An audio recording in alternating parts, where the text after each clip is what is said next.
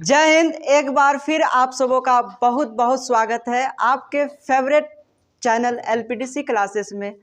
मुझे आशा है कि आप लोग बहुत अच्छे होंगे और बहुत ही खुश होंगे। तो अभी तक हम लोगों ने पढ़ा अल्फ़ाबेट खत्म हो चुका है, वर्ड सेंटेंस खत्म हो गया।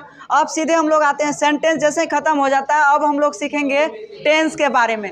बताओ, आज तक हम लोग नाम सुने होंगे टेंस। टेंस जिसको कहते हैं काल, हिंदी में कहते हैं काल। मतलब होता है समय होता है। तो बताओ, यदि पूछा जाए टेंस, तो हम जानते हैं कि टेंस किसे कहते हैं। तो याद रखेंगे कि काम करने में जो भी समय लगता है उसी समय को क्या कहते हैं, टेंस कहते हैं। किसी भी काम को करने में लगा समय को टेंस कहेंगे। जैसे कि गिदरो हंस रहा है, हंसने में क्या लगेगा, समय लगेगा कि नहीं, टेंस है। अब कहू आँख ऐसे ऐसे कर रहा है, उसमें भी क्या लगेगा, समय लगेगा। एक सेकेंड क्यों ना हो, अब कोई कलम उठाएगा, आराम से धीरे धीरे उठाएगा, क्या होगा, समय लगेगा। उसको भी क्या कहेंगे, टेंस के अंतर्गत ही रखा जाएगा। तो याद रखना, किसी भी काम को करने में लगा समय को क्या कहेंगे, टेंस कहते हैं। पूछा जाएगा टेंस किसे कहते हैं, बहुत बढ़िया। तो टेंस के 3 प्रकार होता है। टेंस के 3 प्रकार होता है। पहला प्रकार होता है present tense, past tense, future tense.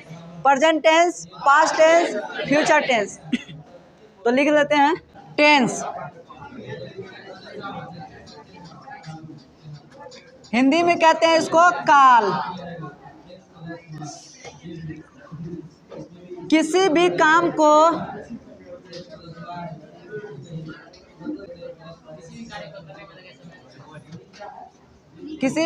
को करने में लगे समय को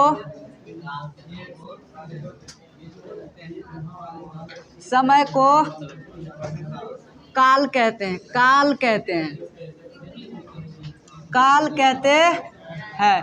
किसी भी काम को करने में लगा समय को काल कहते हैं, टेंस कहते हैं। टेंस के 3 प्रकार होते हैं। टेंस के 3 प्रकार होते हैं। टेंस के 3 प्रकार होते हैं। पहला बताओ पार्ट।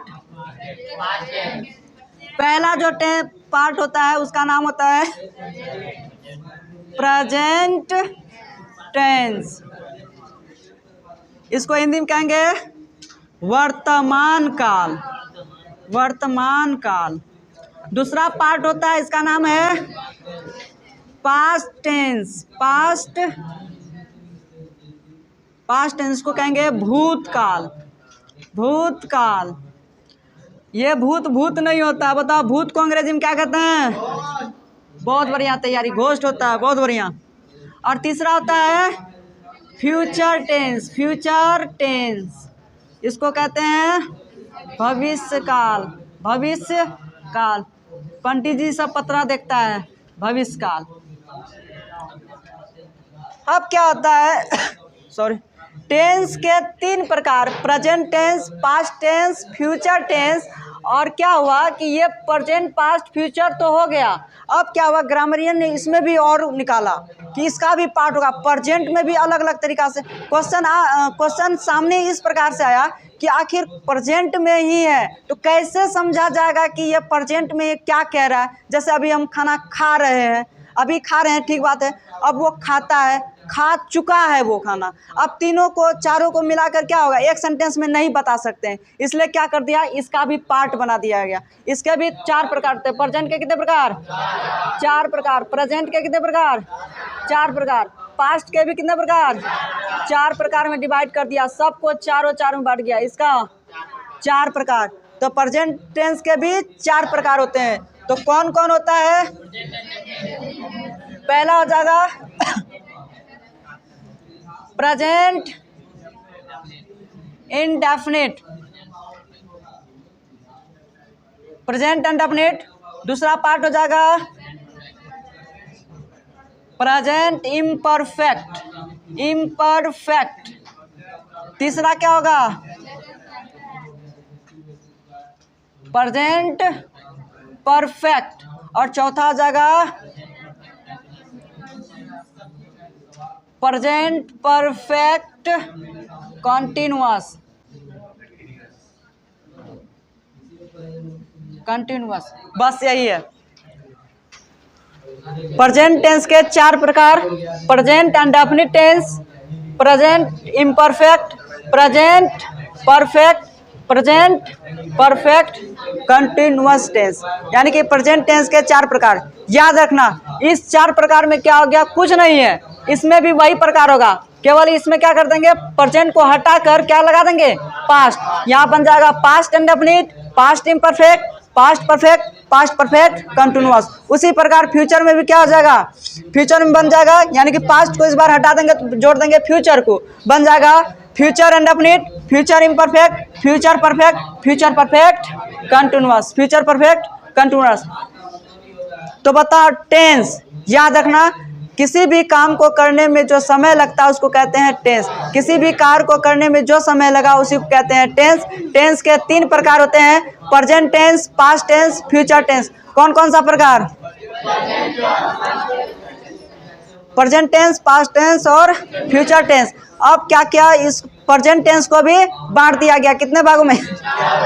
4 भागों में बांट दिया। कौन कौन? Present indefinite, indefinite, present imperfect, present perfect, present perfect continuous. और उसी प्रकार पास्ट को भी 4-4 भागों में डिवाइड कर देगा। बहुत बढ़िया। तो इसी प्रकार से अब तुम लोग इसको क्या करो, लिख लो। तो चलते हैं पहले पार्ट पर। टेंस के 3 प्रकार, 3 प्रकार के रूप में पहला प्रकार था कौन सा? Present tense. प्रेजेंट के 4 प्रकार होता है, तो हम लोग धीरे धीरे करते हुए एक एक करते हुए पढ़ेंगे। सबसे पहले है present indefinite tense. Present indefinite tense,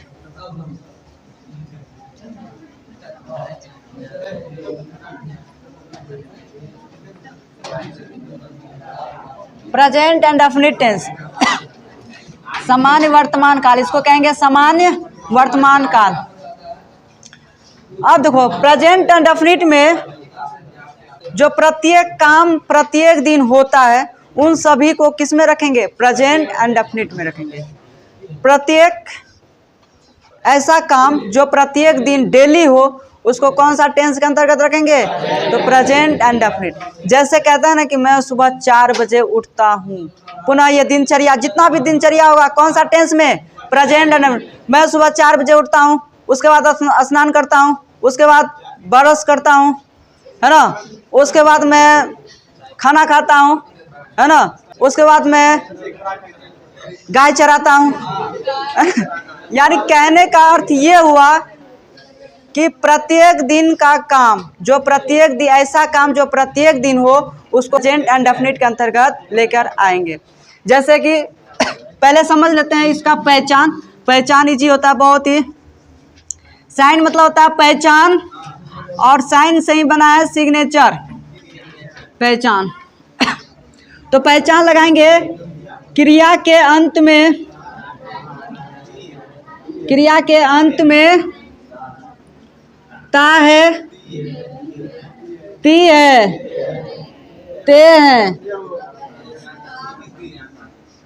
ता हूँ इत्यादि लगा रहता है, इत्यादि लगा रहता है। एग्जाम्पल के रूप में देखें, राम, राम एक आम खाता है, एक आम खाता है। वे लोग टीवी देखते हैं। आप लोग अंग्रेजी पढ़ते हैं,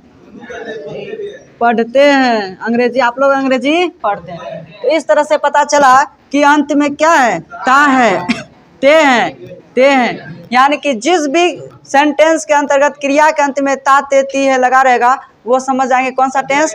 तो प्रेजेंट इंडेफिनिट के अंतर्गत होगा। बताओ, मैं अंग्रेजी बोलता हूँ, कौन सा टेंस? तुम लोग अंग्रेजी पढ़ते हो, तो ये होता है प्रेजेंट इंडेफिनिट। इसी को पहचानेंगे। प्रेजेंट इंडेफिनिट का पहचान लिखा दी है, क्रिया के अंत में ता है, ती है, ते हैं, ताहू लगा रहता है। एग्जाम्पल के रूप में, राम एक आम खाता है, वे लोग टीवी देखते हैं, आप लोग अंग्रेजी पढ़ते हैं। तो ये तो हो गया क्या? हिंदी में। अब इसको ट्रांसलेट करना है किसमें? इंग्लिश में। तो देखो बनाने का तरीका क्या होता है इसका देख लो। बनाने का नियम क्या होता है? रूल जिसको कहते हैं, इसको बनाने का नियम होता है रूल। रूल होता है, पहले लेंगे सब्जेक्ट। ध्यान से देखो, ये क्या लिखे? सब्जेक्ट। सब्जेक्ट लिखे हैं, देखो तो सब लिखे हैं, लेकिन इसी को कहते हैं सब्जेक्ट। अब इसके बाद लेना है वर्ब का पहला फॉर्म या फिर पांचवा फॉर्म, और उसके बाद लेना पड़ेगा ऑब्जेक्ट। आप ध्यान से गौर से देखो, इसी पर बनेगा प्रेजेंट एंड डेफिनिट। जितना भी दिनचर्या का कार्य होता है यही स्ट्रक्चर पर बनेगा, है ना। तो चलते हैं, पहले समझो सब्जेक्ट। पहले समझते हैं सब्जेक्ट कहाँ से आ गया। हम लोग अंग्रेजी में जानते हैं सब्जेक्ट क्या होता है, पता नहीं, विषय होता है, हिस्ट्री, ज्योग्राफी, पॉलिटी, इकोनॉमिक्स। क्या वही लिखेंगे? यहाँ नहीं लिखेंगे, पहले सब्जेक्ट समझते हैं। देखो ध्यान से, सब्जेक्ट वह व्यक्ति या वस्तु होता है जिसके द्वारा काम किया जाता है। सब्जेक्ट वह एक व्यक्ति होता है जिसके द्वारा काम किया जाता है। एग्जाम्पल के रूप में लिखे थे कि राम एक आम खाता है। राम एक आम खाता है। बताओ इसमें सब्जेक्ट यानी कि वह ऐसा व्यक्ति कौन है जो कि काम कर रहा है। बताओ कौन व्यक्ति है? राम। राम क्या है? सब्जेक्ट के अंदर। समझ में आ गया? और एग्जाम्पल देख लेते हैं।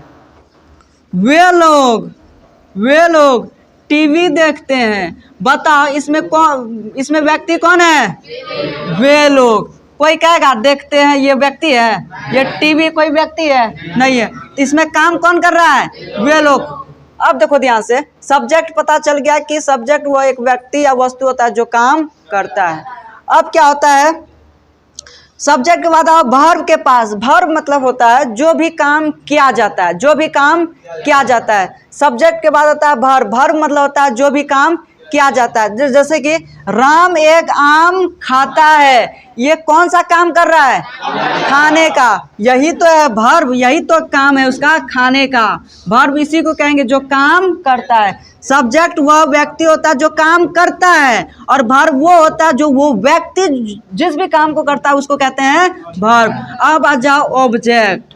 ऑब्जेक्ट होता है जो भी सब्जेक्ट जो भी काम करता है किसी तीसरे दूसरे वस्तु पर, उसी को कहते हैं ऑब्जेक्ट। बताओ इस पे राम तो सब्जेक्ट हो जाएगा, खाना हो गया तुम्हारा वर्ब, तो वो क्या खाता है? आम खाता है, यही तो कहलाएगा ऑब्जेक्ट। यहाँ देखो, यहाँ वे लोग टीवी देखते हैं, तो बताओ इसमें सब्जेक्ट कौन होगा? वे लोग। क्यों? क्योंकि यही काम कर रहे हैं ना, यही सब काम कर रहा है। उसके बाद क्या करता है? वे लोग हो गया सब्जेक्ट। अब बताओ वर्ब क्या है? देखने का, क्योंकि ये लोग क्या करते हैं? देखते हैं। भाई क्या देखते हैं? टीवी। टीवी क्या हो जाएगा? ऑब्जेक्ट। हम लोग अंग्रेजी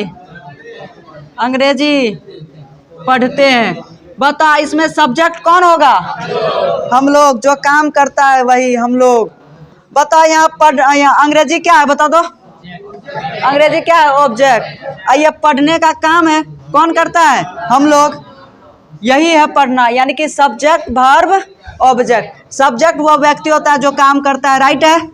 वर्ब जो भी काम करता है उसी को कहते हैं वर्ब। जैसे खाना पीना, उठना बैठना, सोना दौड़ना, हंसना बोलना, गिरना मरना, है ना, ये सब क्या है?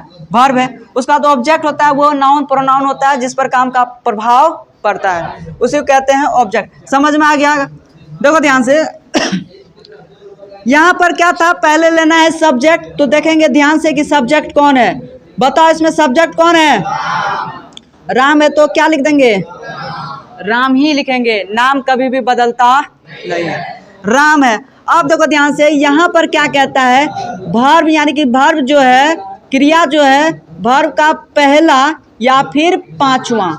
वर्ब का पहला या फिर पांचवा राम है। राम के साथ यूज होता है वर्ब का पांचवा। वर्ब है खाने का, तो खाने को अंग्रेजी में क्या कहते हैं? ईट। और वर्ब का पांचवा लगाना है तो क्या कर देंगे? एस लगा देंगे। यहाँ 5 दिख रहा है, यहाँ भी 5 लगा देंगे। राम ईट्स क्या चीज? अब क्या बचा? ऑब्जेक्ट। क्या खाता है वो? एक आम खाता है, एक को कहेंगे और आम को कहेंगे मैंगो। बन गया, कोई दिक्कत? फिर से देखो इधर, इसमें बताओ सब्जेक्ट कौन है? वे लोग। वे लोग को अंग्रेजी में क्या कहते हैं? दे। अब क्या लेना है? वर्ब का पहला या फिर पांचवा। बताओ कौन सा काम करता है ये? देखने का। देखना का होता है लुक। देखना का होता है लुक, वॉच होता है, सी होता है, लुक होता है। तो लेकिन दे के साथ वर्ब का पहला फॉर्म होता है, इसलिए वर्ब का पहला फॉर्म में कुछ भी नहीं करेंगे, वो लुक का होगा तो लुके होगा। अब क्या बचा? ऑब्जेक्ट। ऑब्जेक्ट क्या है? देखने का काम करता था। किसको देखने का? टीवी। टीवी देखने का काम करता था, टीवी। आगे देखो, इसमें हम लोग अंग्रेजी पढ़ते हैं, बताओ इसमें कौन काम करता है? हम लोग को अंग्रेजी में कहते हैं वी। अब बताओ सब्जेक्ट हो गया, वर्ब बताओ कौन सा काम कर रहे हैं? पढ़ने का। पढ़ना को क्या कहते हैं? रीड। अब क्या पढ़ रहे हैं हम लोग? अंग्रेजी है तो अंग्रेजी लिखेंगे, इंग्लिश लिखेंगे, we read English, we read English. अब चलते हैं, कभी कभी तुम लोग देखा होगा कहाँ वर्ब का पहला और कभी कभी वर्ब का पांचवा यूज कर लेता है, तो चेक करते हैं कहाँ वर्ब का पहला और कहाँ पांचवा। देखो यहाँ ध्यान से, यहाँ वर्ब का पांचवा लगा दिया, एस लगा दिया। क्यों लगा दिया पता नहीं, भगवान जाने। फिर यहाँ तो इसमें एस नहीं लगाया, क्यों नहीं लगाया वो हो वही जाने। अब यहाँ तो यहाँ भी एस नहीं लगाया है, ये हो पता नहीं है ना। तो अब देखते हैं आखिरकार यहाँ पर एस लगा, यहाँ नहीं लगा, हियो तो नहीं लगा, इसका कहने का मतलब कुछ तो होगा। तो चलो चलते हैं, देखते हैं कहाँ क्या लगता है। केवल तुम लोग देखो, लिखो मत, जब तक तुम नहीं समझेगा तब तक आगे नहीं बढ़ेंगे। याद रखना, जितने भी थर्ड पर्सन होगा नाम, जैसे कि मान ले ही, सी, नेम, जैसे कि ही मतलब होता है वह, किसके लिए? ये सी मतलब होता है वह, किसके लिए? और यहाँ नाम है तो नाम कोई भी नाम होगा, राम, सोहन, मोहन, चिंकी, पिंकी, जो भी होगा। इन सभी के साथ याद रखो, इन सभी के साथ वर्ब का कौन सा फॉर्म? पांचवा फॉर्म। और यूज होता है कौन कौन? आई, यू, आई, यू, वी, दे। और यदि एक से अधिक नाम हो, प्लुरल हो, इन सभी के साथ यूज करेंगे कौन सा फॉर्म? वर्ब का पहला फॉर्म। और इसमें लगाते हैं वो सिंगुलर। इन सभी के साथ वर्ब का पांचवा फॉर्म, वर्ब का पहला फॉर्म। यहाँ पर कोई दिक्कत है सब्जेक्ट में समझने में? तुम बताएगा कार्टून किधर है? खरगोश। तुम बताएगा सब्जेक्ट को समझने में दिक्कत है? नहीं, बैठ जाओ। सब्जेक्ट वो व्यक्ति होता है जो काम करता है, याद रखना।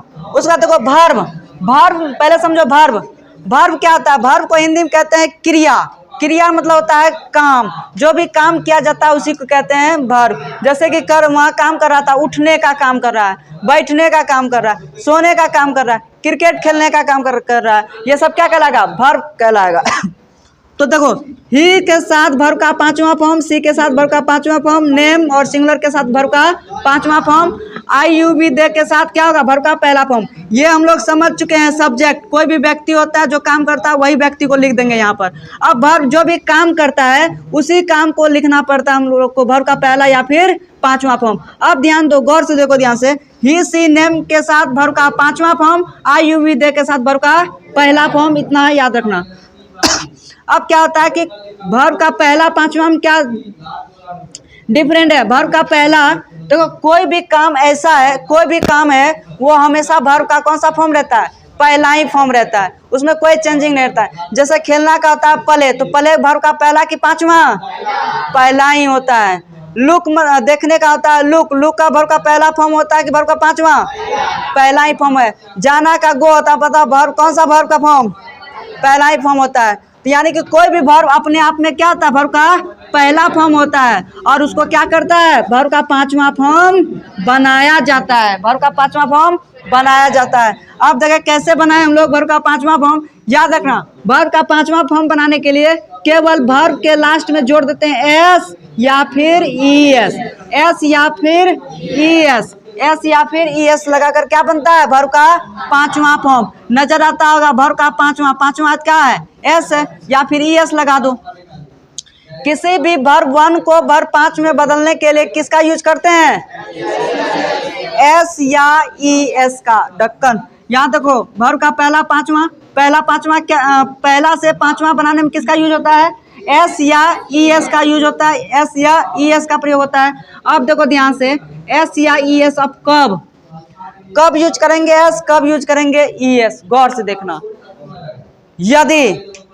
यदि कोई वर्ब के अंत में कोई भी वोवेल हो और उनके साथ यूज कर लेंगे किसका प्रयोग, ई एस का प्रयोग। वोवेल के साथ ई एस और कॉन्सोनेंट के साथ एस का प्रयोग, कॉन्सोनेंट के साथ एस का प्रयोग करेंगे। जैसे देखें, लुक लिखे हैं, लुक में बता ये वोवेल की कॉन्सोनेंट है तो किसका प्रयोग करेंगे, एस का प्रयोग। देखो कॉन्सोनेंट के साथ एस लगा देंगे तो कौन सा फॉर्म बन जाएगा, वर्ब का पांचवा फॉर्म बन जाएगा। उसी प्रकार देखो पले है, पले बता क्या लगाएंगे इसमें भी लगा देंगे एस, सेम ही है, इसको ज़्यादा वैल्यू नहीं दिया जाता है इसलिए इसको कहेंगे, इसमें लगाएंगे किसका, एस का प्रयोग करेंगे। जैसे देख लेते हैं, गो का लास्ट अक्षर क्या है, वोवेल है, तो वोवेल को पांचवा बनाने के लिए किसका प्रयोग करेंगे, ई एस का प्रयोग करेंगे। जैसे कि देखते हैं कम है, कम बताओ इसमें क्या जोड़ेंगे, लास्ट में वोवेल है, क्या जोड़ेंगे, E S, very good, E S जोड़ देंगे, वेरी गुड। अब देखो समझो, इंग्लिश के दुनिया में कभी भी रिपीट नहीं होता है, याद रखना, इंग्लिश के दुनिया में कभी भी रिपीट नहीं होता है। तो रिपीट नहीं होता है तो क्या करेगा, ई बेचारा अपने अपने भाग जाएगा, ई कहेगा हमारा दोस्त पहले सही है तो हम काहे जाएंगे, ई भाग जाएगा तो क्या जुटेगा, एस, क्या हो जाएगा, कम हो जाएगा। याद रखना, इंग्लिश के दुनिया में रिपीट नहीं होगा। जैसे हम लोग जानते हैं बस, अब बस को किसी भी नाउन में एस या ई एस जोड़कर उसको प्लुरल बनाया जाता है। बताओ बस में और एगो जोड़ देंगे एस तो ये प्लुरल हो गया क्या, नहीं होगा। क्यों, क्योंकि एस या ई एस जोड़कर क्या बनाया जाता है, प्लुरल बनाया जाता है। तो देखो ये पहले से है है तो बताओ एक साथ डबल होगा, नहीं होगा, इसलिए यहाँ पर क्या लगेगा, ई एस लगेगा, ई एस, यहाँ पर क्या लगेगा, ई एस लगेगा। याद रखना, इंग्लिश के दुनिया में कभी भी रिपीट नहीं होता है।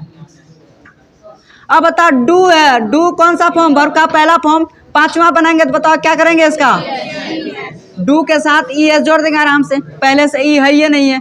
बताओ कम है, वर्ब का पांचवा बनाना, कैसे बनाएंगे, केवल एस जोड़ देंगे क्योंकि ये रिपीट नहीं होना चाहिए।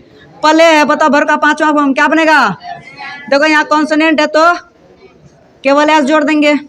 अब देखो लुक है, ये भी क्या है, कॉन्सोनेंट है, कॉन्सोनेंट में किसको जोड़ेंगे, एस को जोड़ना है, लुक का हो जाएगा लुक्स। स्पीक मतलब होता है बोलना, बताओ इसका वर्ब का पांचवा क्या हो जाएगा, स्पीक्स हो जाएगा, स्पीक्स हो जाएगा। आगे देखो कोई भी वोवेल से वर्ड देखो, स्पीक्स हो जाएगा वर्ब का पांचवा फॉर्म।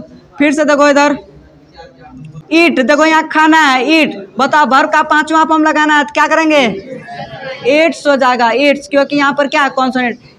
याद रखना, किसी भी वर्ब अपने आप में वर्ब का पहला फॉर्म होता है, पहला फॉर्म को वर्ब का पांचवा फॉर्म में बदला जाता है, क्या लगाकर, एस या ई एस लगाकर। अब मुद्दा उठता है कि एस कहाँ, ई एस कहाँ, तो याद रखना जहाँ भी वर्ब का लास्ट अक्षर वोवेल से हो तो वहाँ लगाएंगे ई एस, और जहाँ कॉन्सोनेंट लास्ट अक्षर हो वहाँ लगाएंगे एस। याद रखना ये भी इंग्लिश के दुनिया में कभी भी रिपीट नहीं होता है। यदि लास्ट में वो वोवेल भी है तो वहाँ ई एस नहीं लगाएंगे बल्कि केवल क्या लगाएंगे, एस लगाएंगे। तो ये पता चल गया वर्ब का पहला या फिर पांचवा फॉर्म। ऑब्जेक्ट मतलब होता है जिस पर काम का प्रभाव पड़ता है, जैसे कि वो खाता है, क्या खाता है भाई, आम खाता है, वो क्या कहलाएगा, ऑब्जेक्ट। वो पढ़ता है, क्या पढ़ता है भाई, किताब पढ़ता है, वो क्या हो जाएगा, ऑब्जेक्ट कहलाएगा। जैसे कि हम लोग देखते हैं राम दिल्ली जाता है, राम दिल्ली जाता है, बताओ सब्जेक्ट के रूप में दिल्ली कौन जाता है, राम हो जाएगा।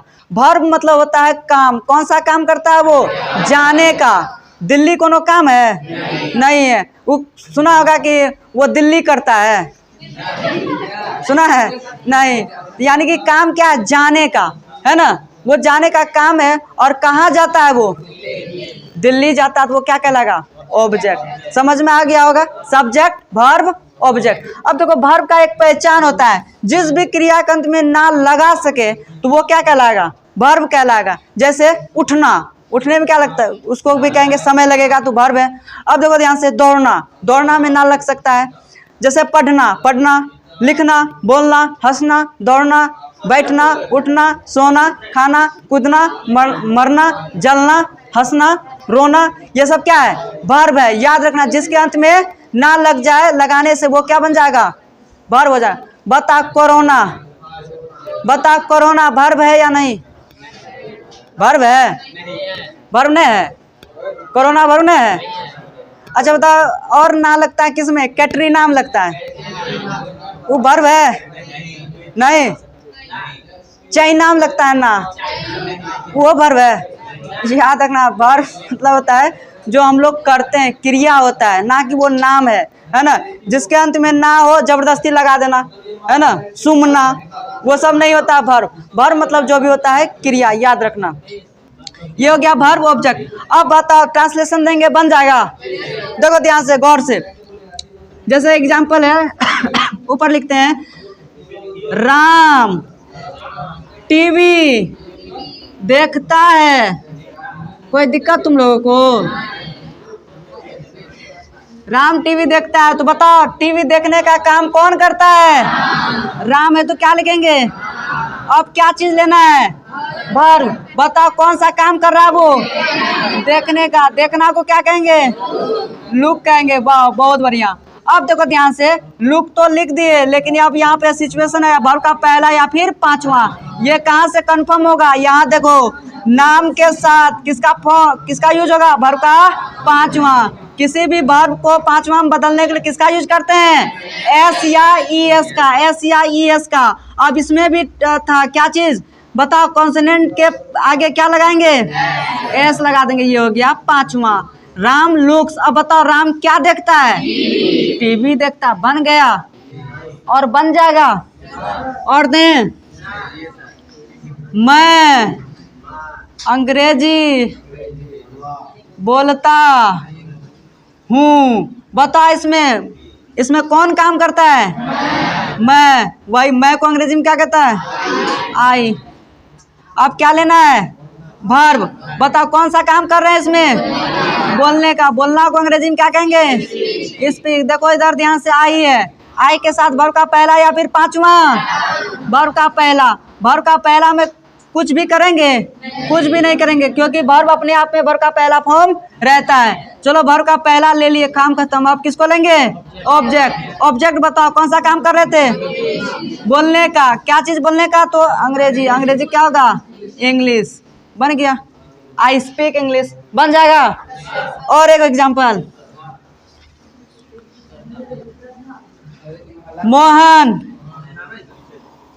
मोहन एक आम खाता है। बताओ कौन काम करता है इसमें? मोहन है, तो मोहन। अब देखो, मोहन सब्जेक्ट हो गया। वर्ब क्रिया, कौन सा काम करता है वो? खाने का, तो ईट। अब देखो ध्यान से, मोहन एक नाम है, नाम के साथ वर्ब का कौन सा फॉर्म? पांचवा। पांचवा बनाने के लिए किसका प्रयोग? एस या ई एस। कॉन्सोनेंट के साथ एस का प्रयोग कर लेंगे। मोहन ईट्स। क्या खाता है वो? एक आम खाता है, तो हो जाएगा मैंगो। अब बन जाएगा? बन जाएगा। तो इसी प्रकार बनता है ये स्ट्रक्चर। तो इसको बनाकर लेके आना, कल थोड़ा सा पढ़ लेना इसको एक बार। आज का क्लास यहीं तक, फिर मिलते हैं कल, तब तक के लिए